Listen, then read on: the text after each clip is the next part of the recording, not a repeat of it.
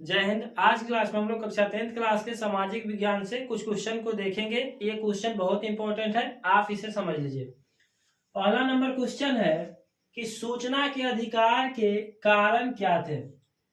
इसका आंसर है सूचना के अधिकार की शुरुआत 1990 ईस्वी में। सूचना के अधिकार की शुरुआत कब हुई थी? तो 1990 ईस्वी में राजस्थान के एक अति पिछड़े क्षेत्र भीम तहसील में सर्वप्रथम उठाई गई थी।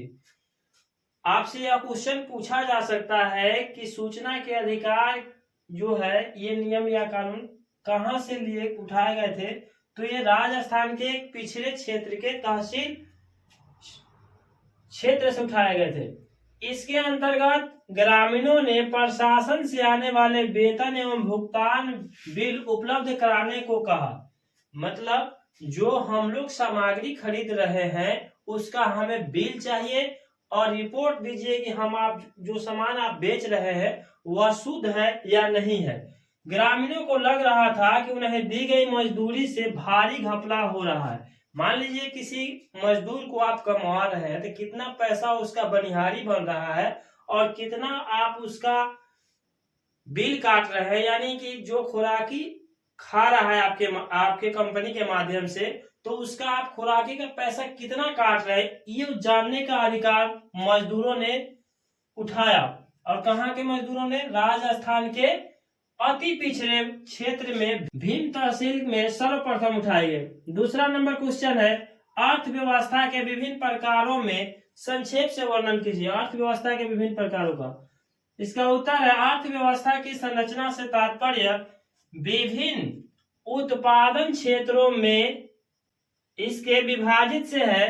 अर्थव्यवस्था में विभिन्न प्रकार की आर्थिक क्रियाएं संपादित की जाती थी, जैसे कृषि उद्योग, व्यापार, जीवन बीमा, बैंकिंग सेवाएं, परिवहन, संचार इत्यादि।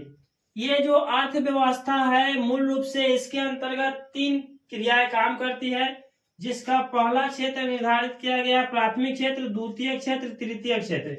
मुख्य रूप से जो हमने आपको ये बताया, जैसे में जो उदाहरण आप लोग समझे, ये 3 क्षेत्र के अंतर्गत ही आते हैं। जैसे कृषि क्षेत्र जो है ये प्राथमिक क्षेत्र के अंतर्गत, उद्योग जो आता है यानी कंपनी वगैरह वो द्वितीय क्षेत्र में, सेवा क्षेत्र यानी सर्विस क्षेत्र भी इसको कहा जाता है जो तृतीय सर्विस सेक्टर में आता है। सेवा क्षेत्र तृतीय क्षेत्र के अंतर्गत ही आता है। तीसरा क्वेश्चन है कि भारतवर्ष में लोकतंत्र के भविष्य को आप किस रूप में देखते हैं? कि भारत का लोकतंत्र जो है कहाँ विकसित है और कितना इसका विशाल रूप है? तो निस्संदेह, कोई संदेह नहीं है कि भारतीय लोकतंत्र की शाख दुनिया में बड़ी है। पूरे दुनिया में भारत के लोकतंत्र की सराहना की जाती है। लोकतंत्र के उत्तरोत्तर विकास में जनता की भागीदारी में विस्तार हुआ है, फिर भी भारत के लोकतांत्रिक उतना परिपक्व नहीं है। यानी जितना नाम है इसका उतना यहाँ पे जमीनी स्तर पर देखने में नहीं है, जितना होना चाहिए उतना नहीं है। शिक्षा की उत्तरोत्तर प्रगति से ही भारतवर्ष में लोकतंत्र की एक उज्जवल भविष्य की कामना की जा सकती है, संभव है।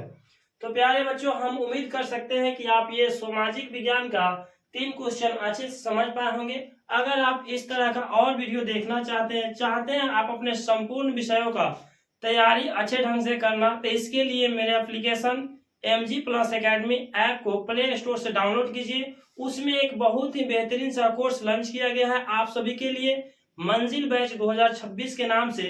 इस बैच को आप लोग बाय कीजिए और अपनी पढ़ाई के समस्त विषयों को, आप चाहे मैथमेटिक्स पढ़ना चाहते हो, साइंस पढ़ना चाहते हो, सोशल साइंस पढ़ना चाहते हो, संस्कृत, इंग्लिश, हिंदी या वर्णिका पढ़ना चाहते हैं, जो भी आप तैयारी करना चाहते हैं, उसमें सारे कोर्स आपको एकदम 0 लेवल से हर चैप्टर का lecture video, recorded video, PDF notes आदि सब मिल जाएंगे।